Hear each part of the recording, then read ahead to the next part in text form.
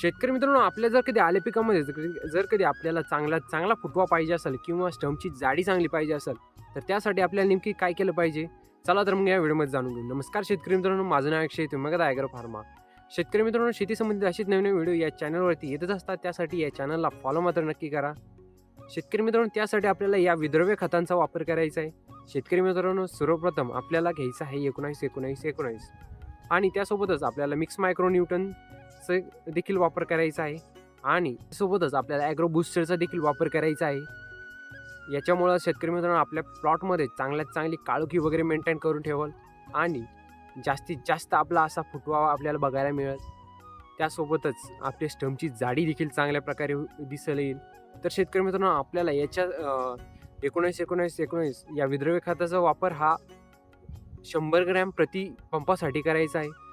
बाकी शेती संबंधित अशीच नवीन व्हिडिओ बघण्यासाठी फॉलो मात्र करायला विसरू नका आणि हा व्हिडिओ जास्तीत जास्त आपल्या आले उत्पादक शेतकऱ्यापर्यंत नक्कीच पोहोचवा. धन्यवाद.